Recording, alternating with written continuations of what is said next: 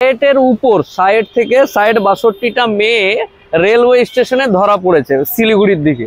কেন না, তো তাদেরকে আইফোনের কাজ দিবে, আইফোনের চাকরি দিবে বলে আমরা মিডিয়াতে দেখলাম যে আইফোনের কাজ দিবে বলে 60-62টা মেয়েকে একই ট্রেনে টিকিট নিয়ে যাবে। তারপর জিআরপিএফ এর সন্দেহ হলো যে এতগুলো মেয়ে কি ব্যাপার একসাথে কেন, দিয়ে তাদেরকে আটক করে। পরবর্তীতে সঠিক উত্তর দিতে পারেনি বলে সেখান থেকেই হজরলব।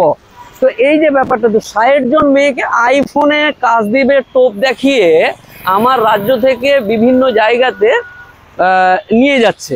তো আমি প্রত্যেকটা মেয়ের বাবাকে, আমি মোফাক্কিরুল ইসলাম, অত্যন্ত কাছের মানুষ আপনাদের, আমি অনুরোধ করব যে প্রত্যেকটা মেয়ের বাবাকে, স্পেশালি মেয়ের বাবাকে, ছেলে তো বটেই, মেয়ের বাবাদেরকে অনুরোধ করব, কি অনুরোধ করব, যে আপনার মেয়ে বাইরে কোথায় যাচ্ছে, কেন যাচ্ছে, কি ব্যাপার, কার সাথে মিশে, এই জিনিসগুলো খোঁজ রাখতে হবে।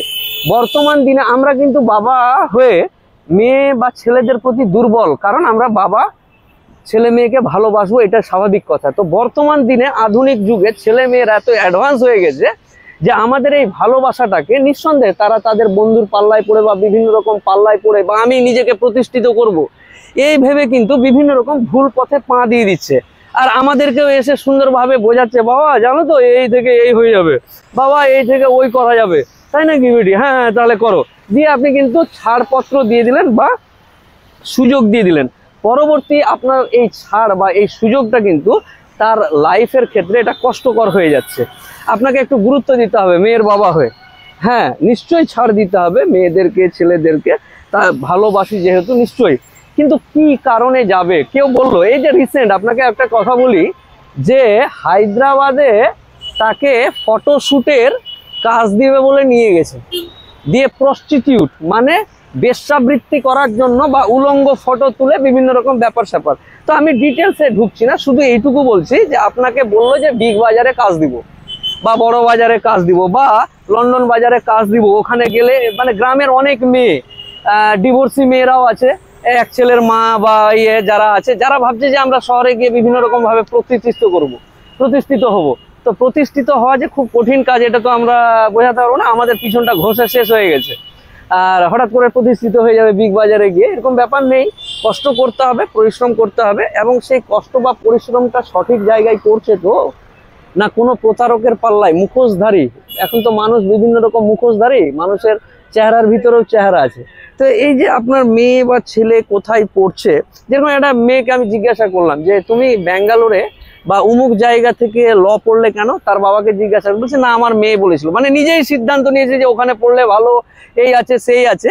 তো ছেলে মেয়েরা নিজের সুবিধা মতো জিনিসগুলো বাবা মাকে বুঝিয়ে তারা কিন্তু তাদের উদ্দেশ্য হাসিল করে নিচ্ছে। পরবর্তীতে নিশ্চয়ই পৃথিবীতে বাবা মার থেকে বেশি আপন কেউ হবে না বা কেউ সঠিক রাস্তা দেখাতে পারবে না।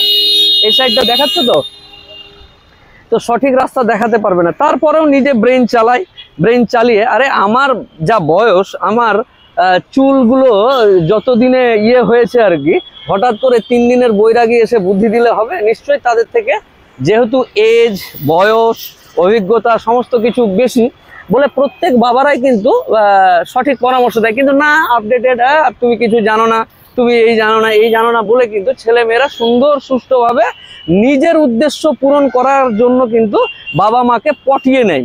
এই পটিয়ে নেওয়ার পরে সে কিন্তু বিপদগ্রস্ত হয় অনেক ক্ষেত্রে। তাই অনুরোধ করব যে আপনার মেয়ে কোথায় যাচ্ছে, কেন যাচ্ছে, কি বুঝিয়েছে, ঠিক আছে বুঝালি তো যে কি বলে এটাকে, বিশ্ব বাংলার গেটের উপরে উঠতে হবে, হ্যাঁ কার সাথে উঠবি, কেন উঠবি, কি ব্যাপার, কতক্ষণ থাকতে হবে ওখানে, কোন দিক দিয়ে ওঠা যায়, লিফটে না সিঁড়িতে, সিঁড়ি দিয়ে কতক্ষণ পর ওখান থেকে অ্যালাউ আছে, যাওয়ার জন্য টিকিট আছে কিনা, এই সমগ্র এই যে এটাতে যে উঠবে আপনার মেয়ে, বা আপনাকে বোঝালো যে বাবা এটাতে উঠলে এই হবে, তো এটাতে উঠতে গেলে কি কি লাগবে, কেন লাগবে, কি ব্যাপার, প্রশ্ন কিন্তু আপনাকে করতে হবে।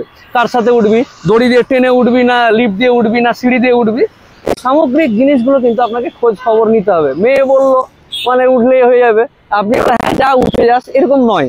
পরবর্তীতে বিপদগ্রস্ত হয়ে চোখ মুখ অন্ধকারে ঢুকে যাবে, বুঝতে পারলেন ব্যাপারটা? তো এরকম অনেক পিতামাতা এসে আমাদের কাছে কাঁদে। আপনাকে ছোট্ট একটা উদাহরণ দিলাম যে 60টা মেয়েকে আধুনিক এই যুগে সব বোঝে প্রতারণা হচ্ছে, হচ্ছে, তারপরও টোপ দিয়ে কিভাবে নিয়ে চলে যাচ্ছিল ভাই।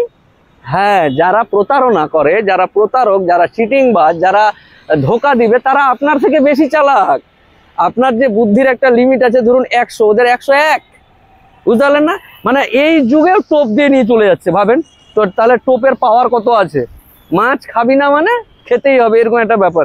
গুরুত্ব দিন, ভালো থাকুন সবাই মিলে, এটাই চাই।